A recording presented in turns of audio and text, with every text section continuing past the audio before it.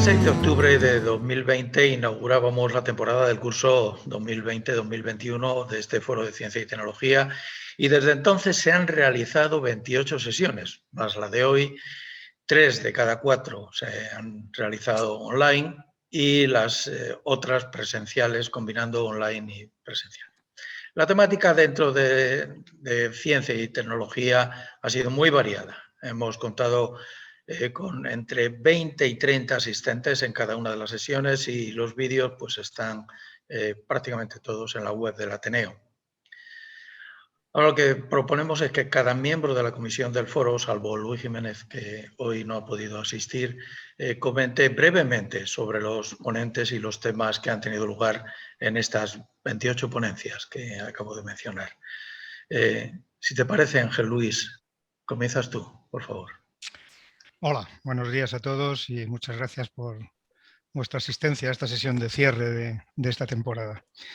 Yo voy a comentar algunas de las ponencias, concretamente las de Luis Jiménez, que han sido 7 a lo largo de este curso. 4 de ellas han tenido como tema el transhumanismo. Bueno, esa utilización de la tecnología para mejorar o prolongar o hacer más potente a los seres humanos. La tercera y la cuarta han tratado sobre diversos aspectos, ¿no? Pero la tercera y la cuarta están grabadas. La primera y la segunda no, porque muchas veces aparecen cosas que no se pueden grabar. Pero la tercera y la cuarta las tenéis disponibles en la web del Ateneo y en YouTube. En otro orden de cosas, Luis también dio 2 conferencias sobre el tema de la influencia de la ciencia en la historia. Sabemos que Luis ha sido químico toda su vida, pero a última hora ha sido humanista. Y entonces nos habló de cómo la historia y la ciencia todo tiene que ver, todo tiene que ver. Esas 2 conferencias están grabadas y bueno, son muy interesantes. Y también otra conferencia dio Luis sobre el oro de Moscú. Realmente el oro de Moscú es uno de los temas centrales, o bueno, uno de tantos de la Guerra Civil Española, y la conferencia, que está grabada, no solo se centró en el oro de Moscú, sino que es muy interesante porque habla de los prolegómenos de la guerra y de muchas vicisitudes para ponernos en contexto con el propio tema del oro de Moscú, muy interesante. Y otras que yo os quería comentar, bueno, precisamente son las mías. Yo he dado un par de ellas aquí en esta etapa, en este trimestre. Una versó sobre los calendarios a lo largo de la historia, bueno, una visión de cómo se han ido construyendo y de cómo están los calendarios. Y la otra habló un poco del tema de cómo sacarle partido a aquellos que leáis en libros electrónicos, en readers. Y bueno, esas 2 conferencias las tenéis grabadas, o sea que si en algún momento las podéis ver otra vez. Y para que siga comentando, le paso la palabra a Miguel Ángel Ramos, que nos comentará algunas de las conferencias habidas. Miguel Ángel, cuando quieras.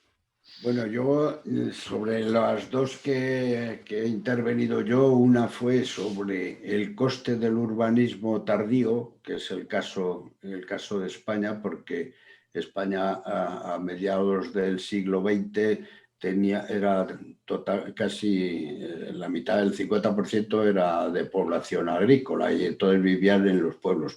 Hasta convertirse en una economía o en una sociedad urbana, pues eso tardó un tiempo, o sea, hasta los años 50 no empiezan a acudir a las ciudades la cantidad de gente de los pueblos y convertirse en una sociedad urbana. Eso tiene un coste, sobre todo si es tardío con respecto al resto de los países de nuestro entorno. Y el otro tema que traté fue basado en un vídeo de Toyota y cómo se fundó la empresa Toyota. He cogido el vídeo de YouTube y el comentario sobre la importancia del riesgo y de la innovación. Digo el riesgo en la empresa, me refiero. Digo el riesgo porque nosotros aquí en España estamos poco acostumbrados a arriesgar y también estamos poco acostumbrados a innovar y deberíamos tomar el ejemplo clarísimo de Japón.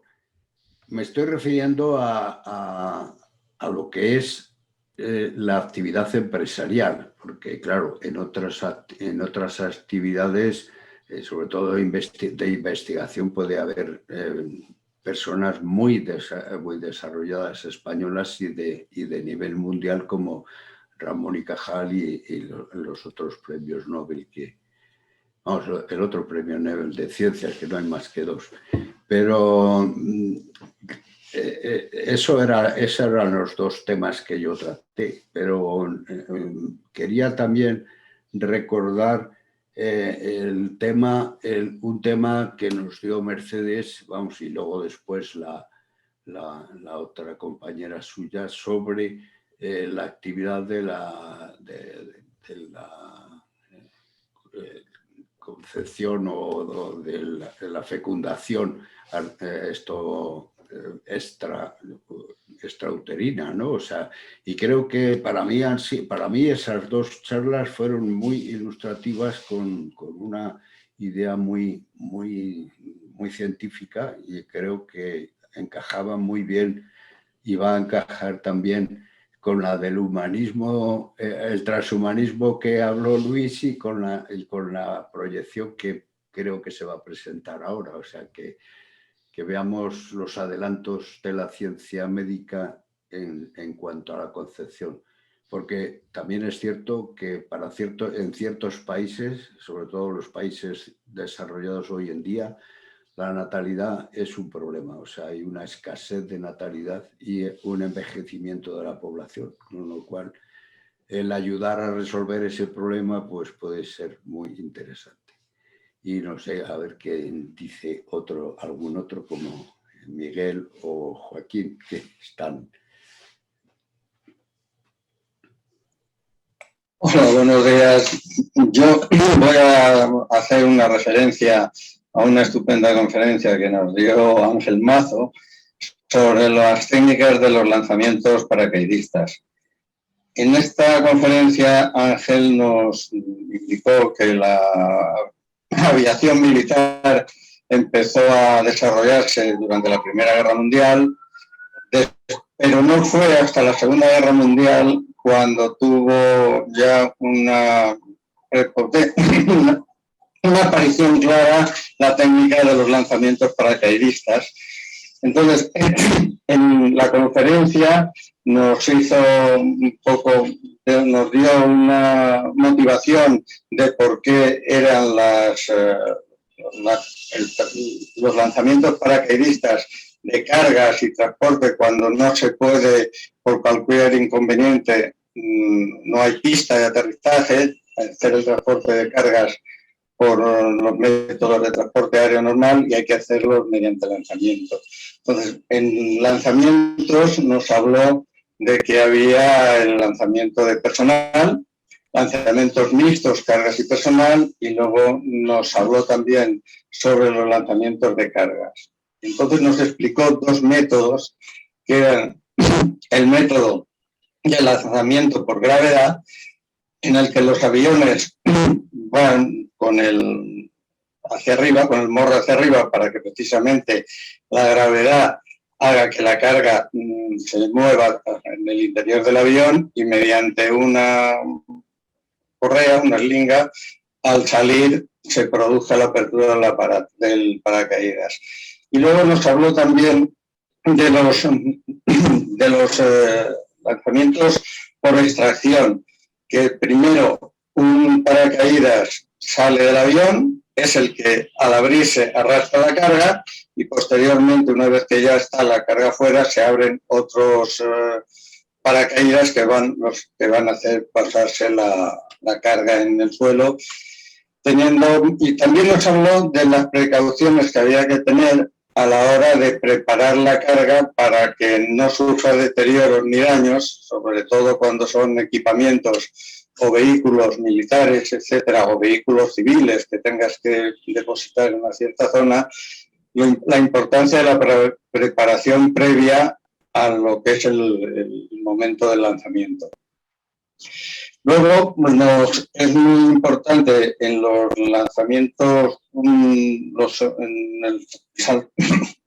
en la parte de la preparación también de lo que es el salto, es muy importante, según nos habló Ángel, la zona de lanzamiento en la que va a caer primero por la superficie, no sea que vaya a caer en zonas boscosas, en zonas rocosas, etcétera, y además ver cómo tiene que hacerse el lanzamiento para que efectivamente la carga caiga donde debe de caer y no se disperse y no se pierda. Para ello nos habló de que existían ya técnicas modernas a base de satélites que son capaces de ayudar al lanzamiento hasta con precisiones de hasta 5 metros, lo cual es realmente increíble. Fue una presentación realmente estupenda y que creo que nos ilustró muchísimo sobre lo que puede aportar la técnica de lanzamiento en la vida, en las ayudas humanitarias, etc. En cuanto a las que yo realicé, yo hice 2 presentaciones. Una trataba de sobre señalización.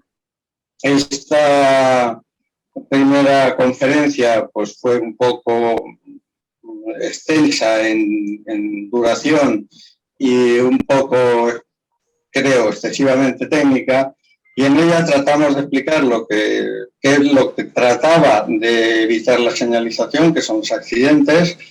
Hablamos también sobre los elementos fundamentales de la señalización, lo que era un enclavamiento, lo que era un circuito de vía, lo que eran pues, los elementos típicos como las máquinas de cambio de agujas, lo que son las señales tanto luminosas como mecánicas, etcétera, ¿no? Después, en relación con la forma de circular ya de los trenes, distinguíamos lo que era una circulación entre las estaciones, donde aparecía un concepto que era el bloqueo, y luego la circulación y maniobras en el interior de las estaciones, que es donde cobraba una importancia especial el enclavamiento. Hablamos también sobre lo que era el mando local de los enclavamientos o el telemando desde centros de control y supervisión, y vimos que la señalización lateral tiene un problema, y es que si hay un fallo, un despiste en el maquinista, en el conductor del tren, o por malas condiciones de visibilidad no es capaz de ver una señal, se pueden producir accidentes. Por lo cual, esto nos llevaba a tener que implementar cada vez más los métodos de señalización en cabina. Primero eran métodos, sistemas puntuales, donde al pasar el tren por un determinado punto se le indica la velocidad que tiene que ir o el espectro de una señal y puede tomar acciones momentáneas. Hay un nivel superior, que es el semicontinuo, donde al pasar por un punto determinado se le carga una información y esa, durante un periodo de tiempo, se puede ir haciendo una supervisión automática dentro de ese plazo hasta la siguiente recepción de información. Y por último estaban los sistemas continuos, tipo RTMS nivel 2, en el que la supervisión es continua a través de las señales de radio y se está continuamente supervisando las curvas de velocidad y las curvas de frenado para que en función de las condiciones de la vía, para que no pueda haber ninguna colisión con elementos precedentes. Por último, miramos un poquitín cuál era el estado de la red española de alta velocidad y de la red convencional, los sistemas ASA, los sistemas GSMR, RTMS, y intentamos hablar de lo que podría ser la señalización futura con los incrementos de velocidad de 350, que ahora es el máximo comercial al que se está llegando, en las líneas de alta velocidad clásicas, como tenemos ahora, que se pretenden llegar a velocidades por encima de los 500 km/h, los sistemas de levitación magnética, que ya permitirán lo que se conoce como maglev, que permitirían llegar a unos 700-800 km/h, y por fin hablamos del Hyperloop, que es el futuro para el transporte de viajeros, y que permitiría llegar a velocidades de 1000, 1100 kilómetros por hora. Esto fue lo que hablamos de señalización, y después la otra conferencia versó sobre lo que era la generación de electricidad y el mix de energía. Hablamos de la necesidad que tenían las sociedades modernas de electricidad y que ya prácticamente no podríamos vivir sin ella, que durante 200.000 años el hombre prácticamente ha estado sin electricidad, salvo los últimos 140 años. Hablamos también de lo que supone el mix de energía, las diferentes fuentes y formas de producir electricidad, las implicaciones que para un determinado país una correcta composición del mix de energía le puede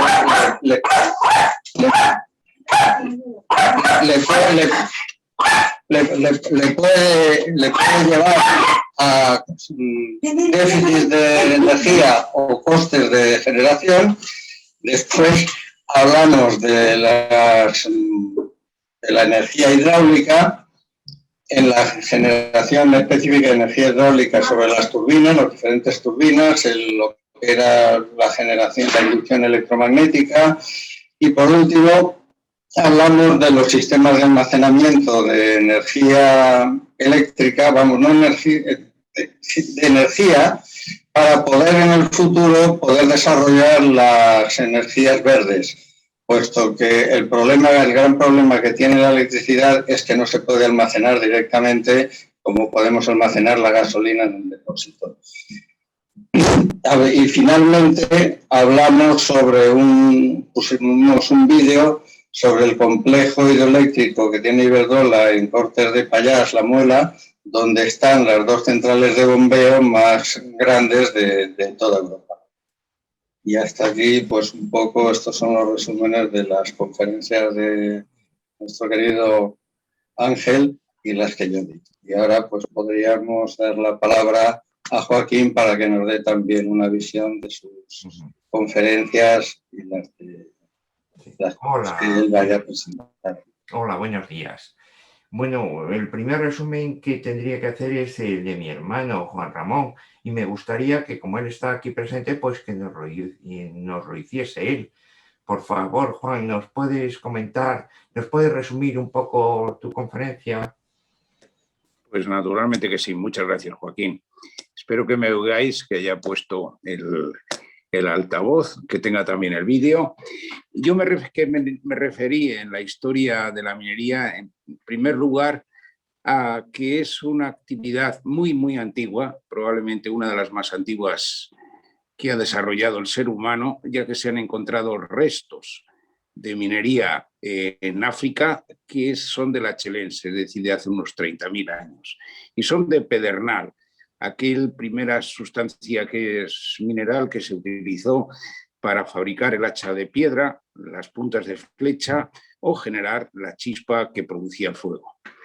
En segundo lugar, quise destacar de la minería que había sido providencial para España. España era el gran país minero del Mare Nostrum y los fenicios se dieron cuenta de lo que ocurría en Tartesos, continuaron después los griegos y los romanos vinieron aquí y nos dejaron todos su ingeniería de las calzadas, puentes y acueductos. En España fue muy codiciada, no solamente por lo que se conoce, el oro, la plata, el hierro y el plomo, sino también por las arcillas, y concretamente estas arcillas que existen aquí cerca de Logroño y que permitieron con esa terra sigillata fabricar esas ánforas y llevar el aceite y el vino por todo el Mediterráneo. Hice después un inciso sobre los grandes personajes que ha habido en la historia de la minería y yo creo que puse énfasis sobre un alemán, George Bauer, que latinizó su nombre a Gerjus Agricola, porque el libro que escribió sobre minería, especialista en filologías clásicas, pero también en medicina, era un gran médico, al trabajar en Joachimsthal, que era un gran centro minero, escribió ese primer gran tratado sobre minería, que tituló De Re Metálica, sobre los metales. A continuación, otro gran español, que fue Álvaro Alonso Barba, que era cura, pero también un hombre que se fascinó con la minería de otro centro minero, que era Potosí, ya en América, y escribió el libro que fue básico para el tratamiento de oro y de plata en todo el mundo, y que se tradujo a todas las lenguas que entonces eran lenguas cultas en toda Europa. Por último, a continuación hice una referencia a los grandes centros mineros, empezando por el primero, muy cerca de Joachimsthal, en Freiberg, en Sajonia, que fue la primera escuela de minas. Continuó la de San Petersburgo y ya en el año 1777, aquí nuestro rey Carlos III fundó en Almadén la Escuela de Ingenieros de Minas, que después pasó a Madrid en el año 1835 y se creó el edificio de la Escuela de Minas de Río Rosas en el año 1893. Después hice un repaso a los grandes acontecimientos que ha supuesto un desarrollo importante en la minería y concretamente el motor, la máquina de vapor, el motor de combustión interna, supusieron el desarrollo del carbón y del petróleo, pero el gran desarrollo de la minería ha sido el que provocó Alfred Nobel, queriendo buscar un elemento que controlase el accidente que había tenido su hermano con la nitroglicerina, y generó entonces la dinamita. La dinamita ha permitido el gran desarrollo de la minería, no solamente en los volúmenes de producción, sino también en el aprovechamiento de muchos yacimientos pobres y yacimientos que se podían encontrar a cielo abierto. Y esto es todo. Hice un repaso también de los países, grandes países mineros y grandes países que ahora controlan la producción. Desde, concretamente, pasando desde España a Estados Unidos y ahora China, que es la que controla la producción de las tierras raras, los lantánidos y el litio. Y básicamente esto es lo que hice, Joaquín, y siento haberme extendido más de lo que tú pretendías. Un abrazo a todos. Gracias, Juan. Continúo con las otras conferencias. La siguiente es la de Álvaro Martínez. Nos contó su experiencia sobre las plantas eólicas marinas de producción de energía eléctrica y el porqué de esta localización. Pues se consigue un mejor rendimiento que en las terrestres. Hasta ahora se limitaban a bahías con poca profundidad, pero estas plataformas deben anclarse en el fondo marino. Pero cada vez más esto no presenta obstáculo y las plantas de energía eólica marina se van extendiendo más y más. La siguiente conferencia fue la de Mercedes Marcos, que nos habló de un nuevo concepto, la epigenética, en la que nos engloba todos los medios exteriores que pueden actuar sobre la herencia genética que hemos recibido de nuestros padres, como nuestras costumbres en la alimentación, un ligero deporte, el mantenimiento de nuestro peso, etc. El epigenoma modula la actuación del genoma y, por tanto, del ADN, pero no la varía ni la modifica. Miriam Iglesias nos dio una conferencia magnífica sobre la reproducción humana asistida. Y nos contó que cada vez era más necesaria, pues la fertilidad del ser humano cada vez es más pobre. El aumento en el número de espermatozoides cada vez es menor, la movilidad del espermatozoide cada vez es menor y, por supuesto, cada vez se hace más necesaria. Pues esto se une a que la mujer cada vez se queda embarazada a una edad o intenta quedarse embarazada a una edad cada vez mayor. También nos explicó las dos formas actuales de actuación hoy en día. Una era la FIV, la fecundación in vitro, que consiste en unir al ovocito con los espermatozoides y que alguno de estos, el más rápido, sea el que lo fecunde. El ICSI, inyección intracitoplasmática de espermatozoide, consiste en pinchar el ovocito con una micropipeta en la que lleva incluido el espermatozoide, que a nosotros nos ha parecido mejor. Y para terminar, resumo la de don Santiago Ramón y Cajal, que es la figura científica española a nivel internacional más encumbrada, pues fue el descubridor de la estructura del sistema nervioso, dando entidad a la neurona como una célula aislada y conectada a las demás a través de una sinapsis por donde se transmitía el impulso, tanto por un mecanismo químico, la acetilcolina, como el eléctrico.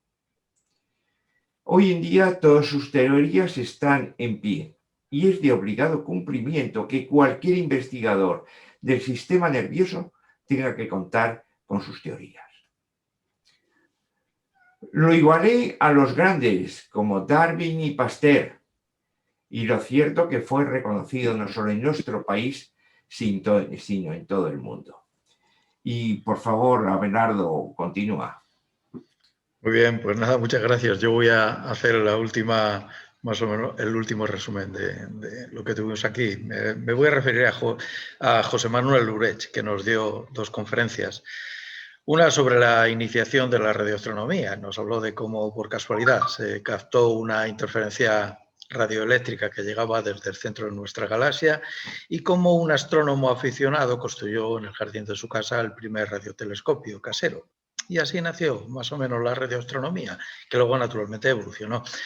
José Manuel nos decía, precisamente, nos habló de la emoción que supuso para su equipo científico medir el pulso de una estrella. Y también con ocasión de la llegada del Perseverance a Marte, el 22 de febrero de ese mismo año, de este año, tras millones de kilómetros de viaje, José Manuel nos comentó que la importancia de ese acontecimiento espacial y lo novedoso de esta misión por su enorme interés astrobiológico. Supuso poner en Marte un todoterreno equipado con una muy avanzada instrumentación científica para buscar indicios fósiles de formas de vida microbiana en ese planeta. Espero haber hecho justicia con este breve resumen a las dos ponencias que diste, José Manuel, y gracias. Bien, y relacionadas también con el espacio, tuvimos otras dos conferencias. Richard Saxton nos hablaba del impacto en la astronomía moderna con relación al seguimiento de satélites de la Agencia Espacial Europea, y José María Castro Cerón nos hablaba de los brotes de rayos gamma, que son, bueno, decía, como faros en el universo. Una charla sobre un tema absolutamente fascinante y novedoso para todos los que estamos allí. Francisco Coello nos dio una charla sobre el mundo de la industria farmacéutica y la aportación de los fármacos a la mejora de la calidad de vida en el ser humano. Habló, por ejemplo, de anticuerpos monoclonales para el cáncer, biosimilares, vacunas y del mundo de las agencias reguladoras. Bueno, como era de imaginar, el momento en que estábamos y aún seguimos estando, pues hizo que a Francisco le llovieran las preguntas y todas las contestó con brillantez y sabiendo del tema que habla. Ingrid Heitmann nos dejaba caer una cuestión. ¿Somos únicos o parte de un todo? Y nos hablaba a través de una revisión histórica sobre la existencia o no de las barreras entre Homo sapiens, que nos hemos autollamado, y los otros seres vivos, y si estas son infranqueables o permeables. La verdad es que el tema da para mucho, pero parece ser que no existen tantas barreras como creemos. Una conferencia interesante, Domingo Perea nos habló sobre el herbario de Graes del Colegio Alfonso XII, al que, por cierto, cuando haya pasado el riesgo sanitario, trataremos de organizar una visita. Él nos invitó a hacerlo y posiblemente de alguna otra conferencia con antelación a ese evento.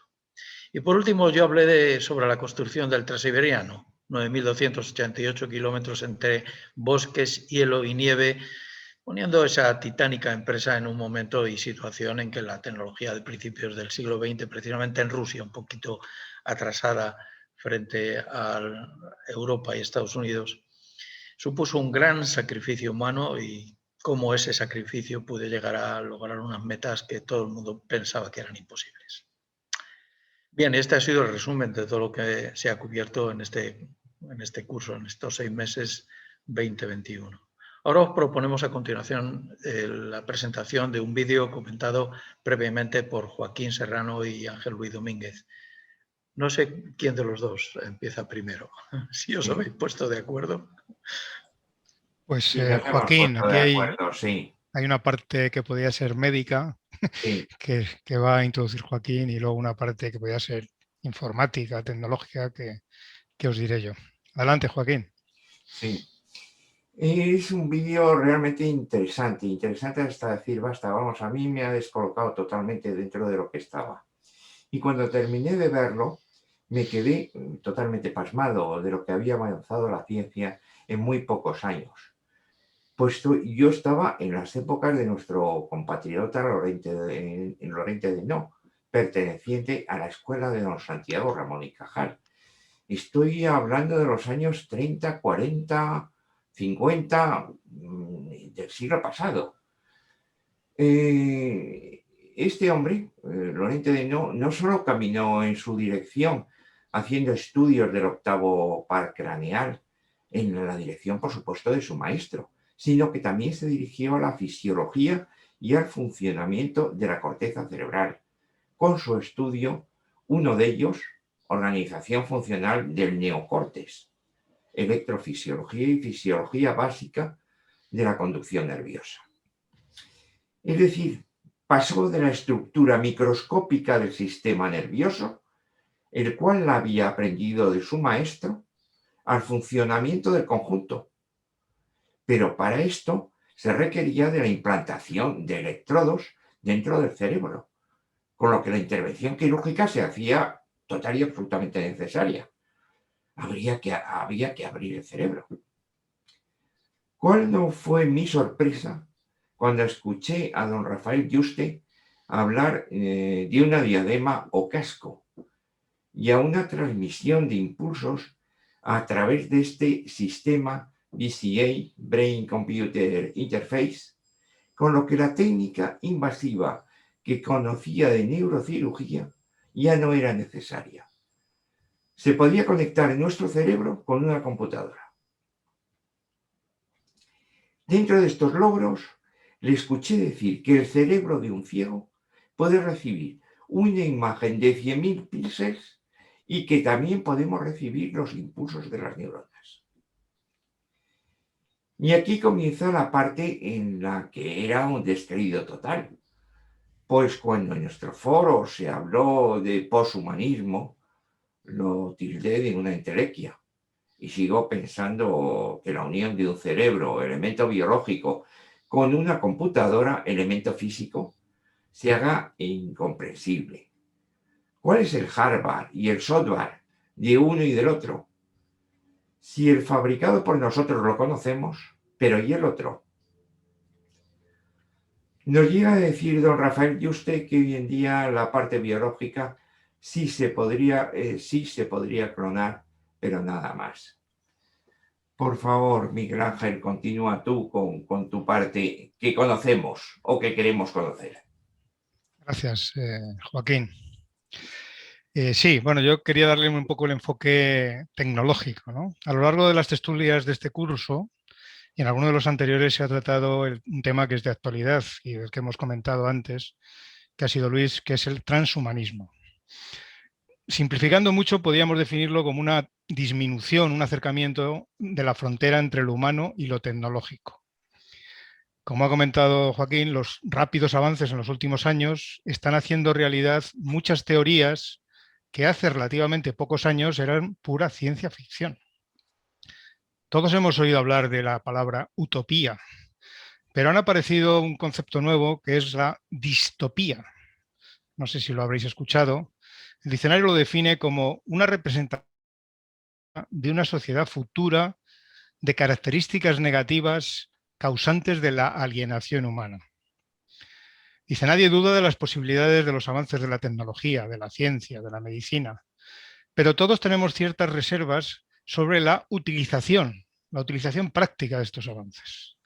En el vídeo que vamos a ver, tremendamente interesante, son 11 o 12 minutos, se hace referencia a una serie de televisión titulada Black Mirror, una serie que es de culto para mí, no sé si la habréis oído. El tema que trata uno de sus capítulos de la temporada 4, titulada Crocodile, y que realmente os sugiero que intentéis verle si os interesa el tema o os inquieta el tema, este capítulo entronca de forma directa con el tema del vídeo que vamos a ver, que no es otra cosa que la posibilidad de que imágenes y recuerdos contenidos en nuestro cerebro sean extraídos, reproducidos e incluso guardados en un ordenador. Implantaciones realizadas en cerebros de animales en el laboratorio han permitido avanzar en el control y monitorización de sus conductas. También, en casos especiales, implantes realizados en humanos han permitido un cierto control de conductas. Pero lo que se está hablando en este vídeo es de poder interaccionar con el cerebro de forma externa, sin ningún tipo de invasión, con unos meros cascos externos, lo que llaman en el vídeo una diadema. Nuestro cerebro es todavía un perfecto enigma, pero cada vez se sabe más y más de su funcionamiento. Pero una cuestión son sus impulsos eléctricos o sus combinaciones químicas que intervienen en las acciones que realizamos, y otra faceta muy diferente es el funcionamiento de la memoria y la recuperación de recuerdos. La nueva promesa de una inmortalidad cerebral, llamada o conocida como el mind uploading, habla de la posibilidad de transferir nuestra mente a un ordenador que rompería la frontera entre los humanos biológicos y los humanos digitales. Viviríamos felizmente en nuestro cuerpo hasta nuestra muerte y seguiríamos manteniendo nuestra personalidad digital para siempre en la red. Algunos neurocientíficos están completamente seguros de que nuestras capacidades cognitivas podrán ampliarse en mayor o menor medida pasado un tiempo. Algunos todavía van más allá y aseguran que en el futuro seremos capaces de trasladar nuestra identidad y recuerdos a un cuerpo robótico. Hay muchas películas y novelas, ciencia ficción hoy día, pero todavía no sabemos por cuánto tiempo, que se ocupan del tema. Cerebros copiados a ordenadores que siguen funcionando e interactuando tras la muerte real del individuo. Cerebros implantados en un robot. Implantación de un cerebro en otro cuerpo. Intercambio de cerebros entre dos individuos. Extraterrestres que nos roban nuestro cerebro. La investigación continúa y avanza. ¿Hasta dónde llegará? ¿Cómo se utilizarán estos avances en la vida real? Tenemos que estar preparados.